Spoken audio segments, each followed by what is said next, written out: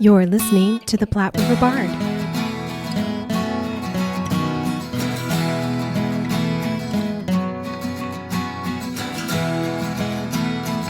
Hello, and welcome to the Platte River Bard. This is Chris Berger. And I'm Sherry Berger. And we are here today with Hannah Mason, the managing director, and Phillip Crawford, the artistic director of Theatrix. Welcome. Thank you for talking with us today.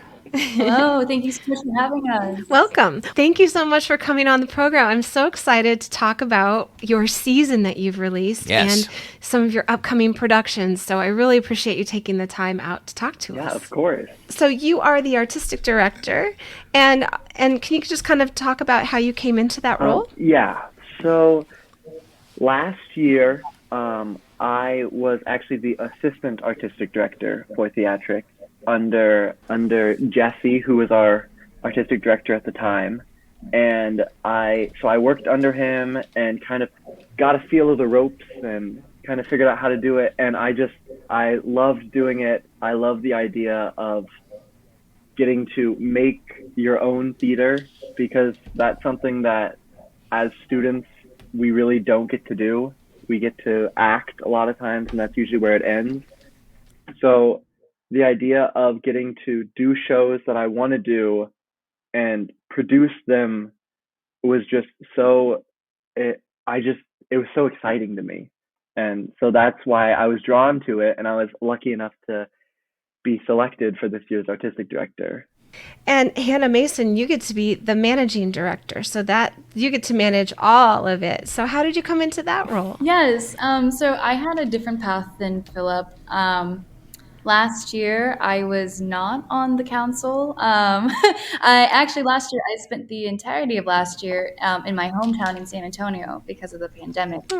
And because of that, I wasn't able to do much theater here on campus. I was able to do some of the play readings that Theatrix did last year from Zoom, but that was pretty much it. And so I knew that coming into this year, I wanted to be involved. I wanted to be on the team, just because I had seen what Theatrix had done the year prior with their 2019 season before the pandemic, and I knew this was something I wanted to be a part of. So I, on a whim, sent in an application and everything, and then one day Jesse Toros, the former artistic director, said, "You want the job?" And I said, "Absolutely, I want the job." Wonderful. So, and now I'm here.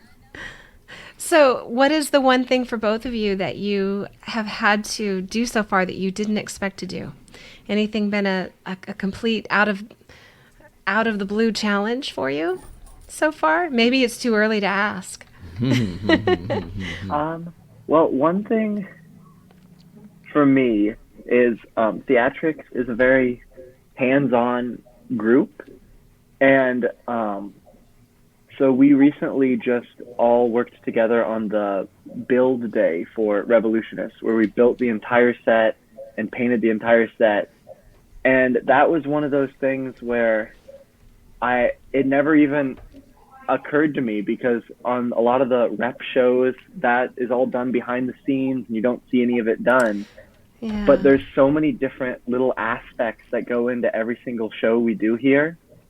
And when we're the ones producing it, we're involved in all of those little aspects as well. So it's really fun to see how every little piece of theater works together. And so that's one thing I wasn't really expecting, the depth of what we're putting on here. How about you, Hannah? Any surprises? I would say finances. For some reason, it did not occur to me that the managing director would have to do the business part of a company. And I'm a person who almost failed economics in high school. Oh, no. The rest of it into it, I was like, time to learn.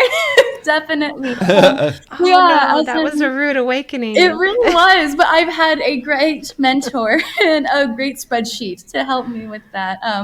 But yeah, Nice. because I've been an actor, I've worked on crew, I've directed, but I've never seen the finance investment rights side to theater before. So right. this has been It's really illuminating, isn't it? And a challenge. So let's talk quickly before we talk about the Revolutionists a little bit, probably just for people that aren't aware. So Yes. Theatrix is completely student run. So you have your own budget, you have your own, and you pick your own productions and that type of thing. Do you want to? That's not the greatest description. Would you like to, to give me a better one? Yeah, definitely. So Theatrix is, we are an independent theater company that is associated with the Johnny Carson School of Theater and Film. But we are student run, student produced, student designed, student acted.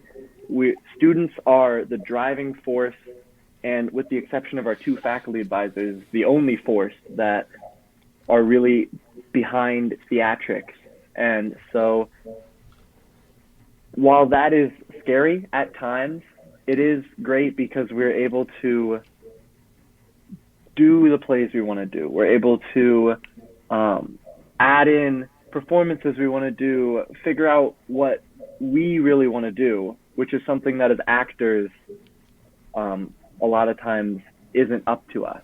So it gives us so many different new opportunities that if it weren't student run and student produced, we wouldn't have. Right. That's such a good experience for you guys to be able to do that. That's great. Absolutely. So how did you pick your season? So we know you've released the fall season. Yes. The first one is coming out this weekend. So how did you pick the Revolutionists, and why did you decide to do that particular play? Well, the season process began way back in June, and it was definitely probably it was a very difficult journey.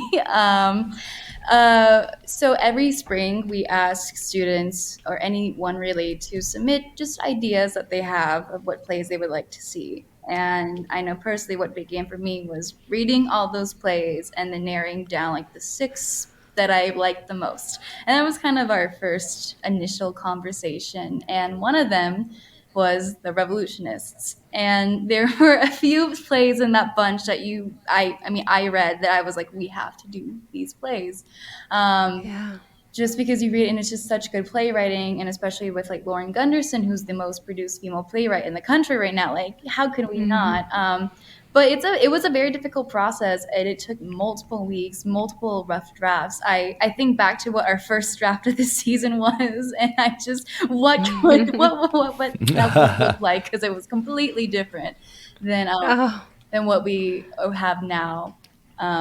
And of course, there are, other issues like rights and what fits in our schedule, especially because we do have the rep, and what are they doing and how can we, reflect, and especially because we have to pick a theme for our season. So what plays fit the theme? And I know Philip was the leader for finding what our message was for this season. So Philip, then what is your overall message with these shows?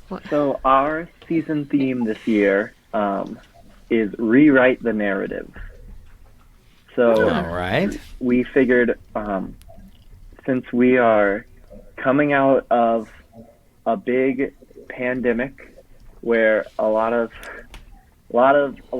plans were changed and things have changed, we wanted to really find a lot of plays that weren't just sad and about being alone. We wanted to find plays about finding ways to take the circumstances you are in and make the best out of them, and finding ways to still grow and make art through bad situations.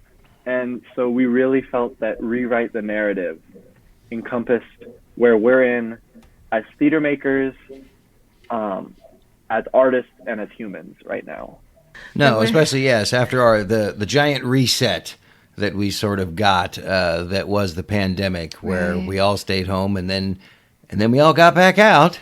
Yes. And it's like everything is new again, and a lot of us are doing things differently. So tell us a little bit about the Revolutionists that opens this weekend. So yes, this is set in 1793, but it's a comedy. The Revolutionists, I like to describe it as a show that starts as a comedy but ends as a drama, which is a line in our show, so very meta. But yes, it takes place in 1793, Paris, France, and it is inspired by four women um, who were alive during the French Revolution. And it essentially is their story and how they navigate with each other. It talks about death and, violence, but also it's how do you make something revolutionary during a revolution. And women's rights are also a topic for them as well. So the three women within the show are Charlotte Corday, Marie Antoinette, and Alam de Gouges. And then the one fictional character is Marion Angel, but she is almost an embodiment of what was going on during the Caribbean at this time. So although she wasn't a real life character, she was inspired by real life women. Well, I'm really anxious to see it. I bet the costumes have been kind of a challenge for you guys as well. Definitely. And we were trying to go as historically accurate as possible. And so that entails, the corsets, the petticoats, the bum rolls, the chemises, the heels, the tights, everything. So although on the outside it may not look like a lot is going on, a lot is going on underneath those over those overskirts. Neat. So what would you say to someone who maybe doesn't know that much about the French Revolution, that they're interested in coming to the play? How would you entice them to come? Well, I know personally for me, I guess I didn't know that much about the French Revolution during this, before starting this play. I mean, I thought I did, but after I read it, I would say there were so many lives during this revolution that were erased because of history, and just over time we have forgotten about them. But once you finally start doing your research, there are so many cool women in our history that are so inspiring and who I aspire to be like every single day. And so if you want to see some blood and some comedy and some history all in one show, this is it. And after this weekend, so you're going to run. This production will be a show on Thursday, Friday, and then 2 shows on Sunday. And then you've got something going on at the end of the month. So at the end of the month, November 20th through the 22nd, we are putting on staged readings of Larissa Fasthorse's play, The Thanksgiving Play. So right before Thanksgiving break, we're doing a show at the Johnny Carson School of Theater and Film. We're doing a show at the UNL City Campus Student Union. And then we're doing a show at the Indian Center in Lincoln.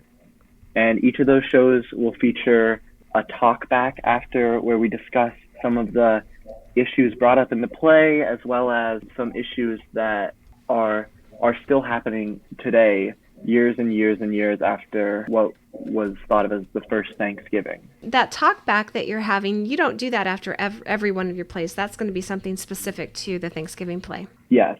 So the Thanksgiving play is a satire, and there's some heavy stuff in it, and we felt we needed to give audience members space to reflect upon that afterwards, rather than just kind of giving it to them and telling them to leave, because there's some big issues in there that need to be heard, but they also need to be talked through, even if those are uncomfortable conversations.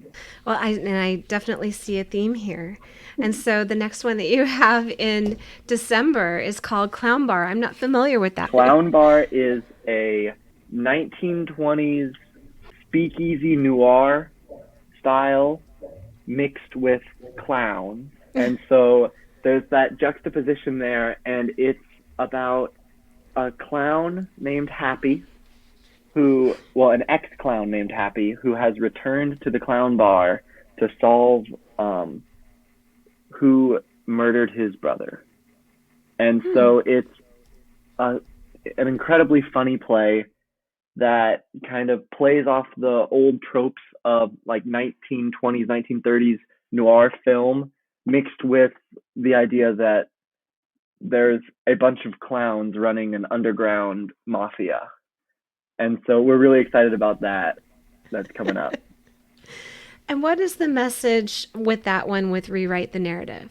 So it centers around Happy, who used to be a clown and really was able to get his way out of the world of clowning.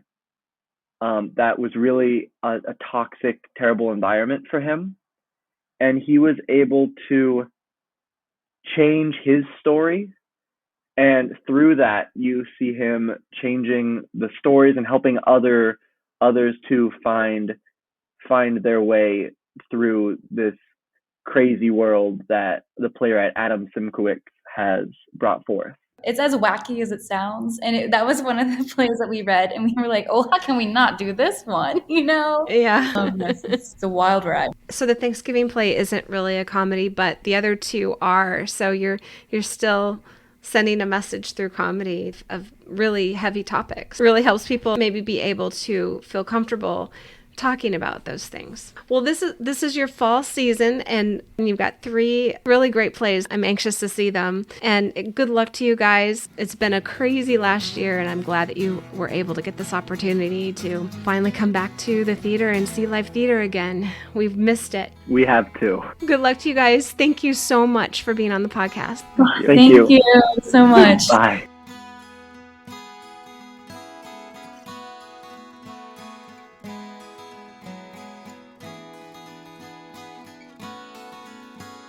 Thank you for listening and supporting the arts in the Platte River area and beyond. Please subscribe to our podcast so you are sure to catch all of our future episodes and join us on social media. We are on Facebook, Instagram, and Twitter. Music for this podcast was used with permission by Screaming Skull Productions. See you next time on the Platte River Bard.